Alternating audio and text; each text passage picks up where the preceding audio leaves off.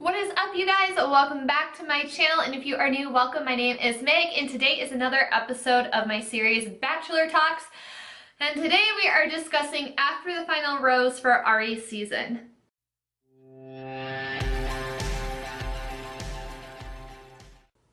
Alright, y'all, this was one interesting After the Final Rose episode, unlike anything we've seen before. And I want you guys to bear with me because I've been up for over 12 hours, so things might get a little bit crazy.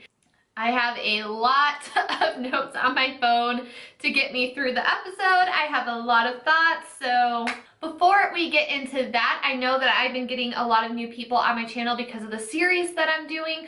And although this is obviously the last episode for this season, I want to let you guys know that I will be bringing the series back onto my channel in May when The Bachelorette premieres. I believe they said it premieres May 28th. So I'll bring back Bachelor Talks, and then I will also bring it back again for Bachelor in Paradise.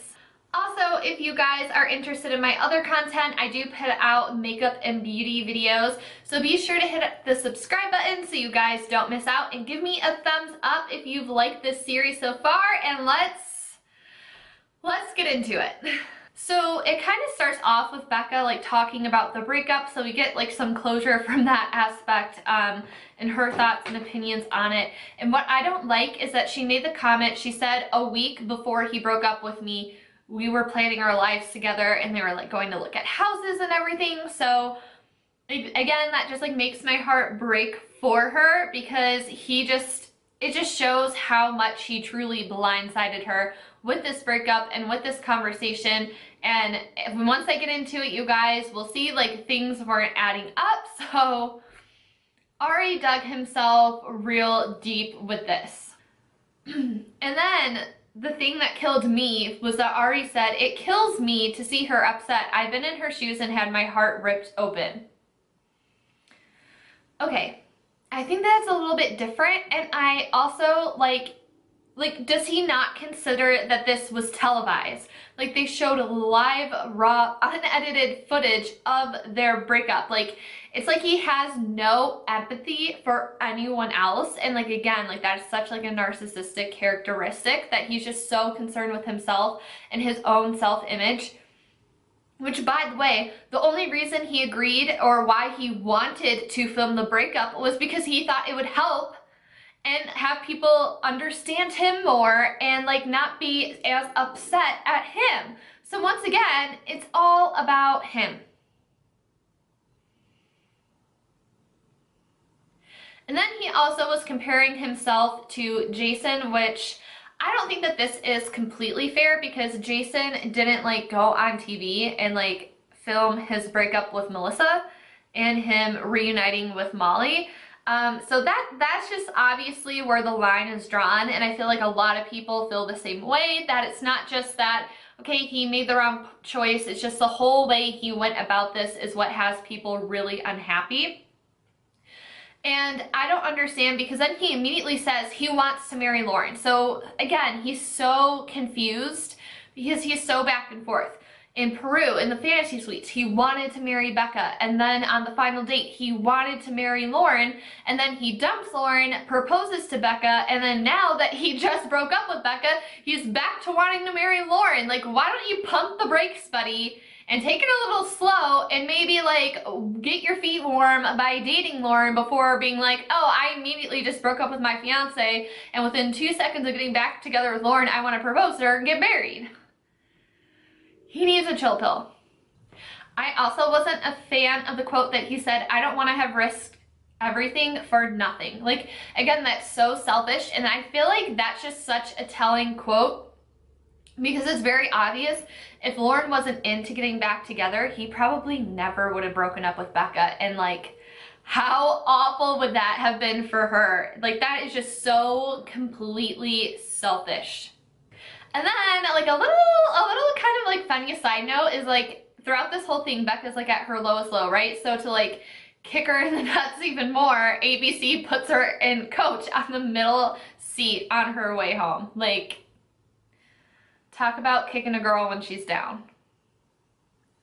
Then it cuts over to Lauren, and Arie and Lauren reuniting, and you can, like, their hug when they first see each other says it all. Like, you can feel the excitement in Lauren. Like, she is just so over the moon that Arie, like, came back and, like, realized his mistake and chose her, and I can understand that.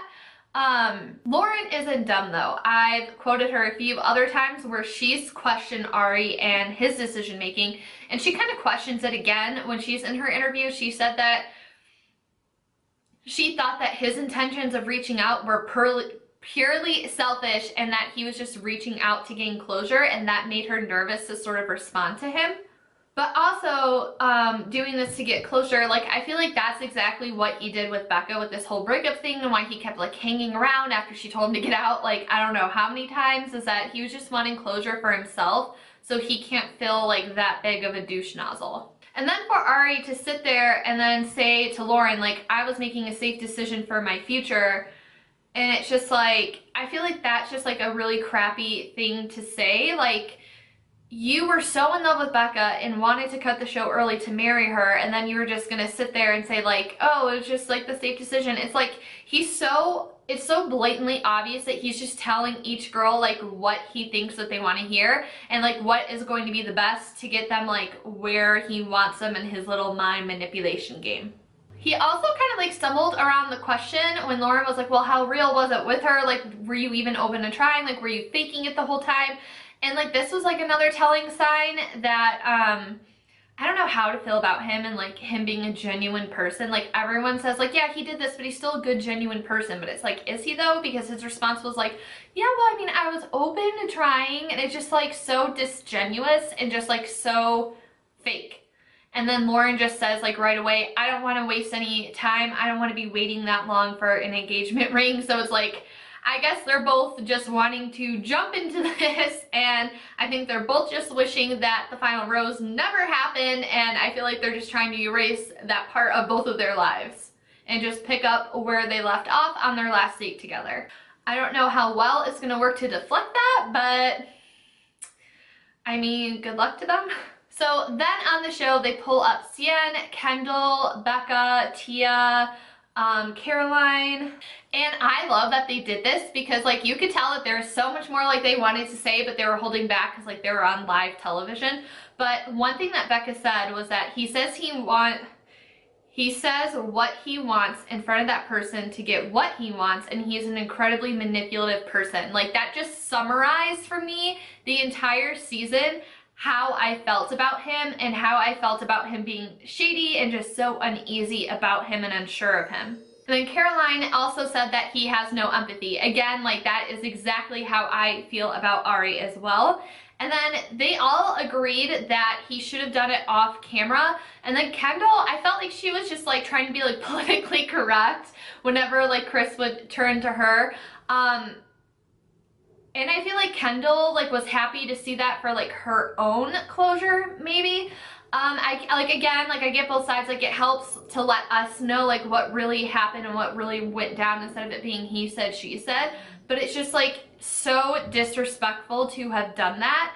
And it really should have been handled off camera. Like, it's not super necessary that we needed to see that breakup. And then it comes out that Arie had confirmation from Lauren to get back together before he even talked to Becca about it, and that we learned that he slid into her DMs on New Year's Eve without Becca knowing. So again, him sliding in to people's DMs, and we know that he slid into Becca's DMs, he slid into Lauren's DMs. From what I've heard, there were other girls that received DMs from him too after the show, which isn't making him look good. It's not helping his character whatsoever. So for me, that was another thing that crossed the line, and what I said earlier was just like, if he hadn't gotten that confirmation from Lauren, he never would have talked to Becca, he never would have told her the full extent of his feelings, they probably never would have broken up, and Arie just, I don't know, it wouldn't have been a happy ending for them, and it's just so not fair.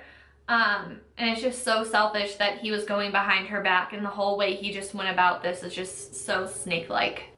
Basically, it was said that when Arie reached out to Lauren to, like, get confirmation before breaking up with Becca, he was bridging the gap, and, like, that is exactly what he was doing. And then Tia then confirmed that he was speaking to Lauren prior, And yet the interview made it seem like it was uncertain if Lauren would take him back. Like when he was talking like, oh, this is such a huge risk for me, I don't know what's gonna happen with Lauren. Like he already knew.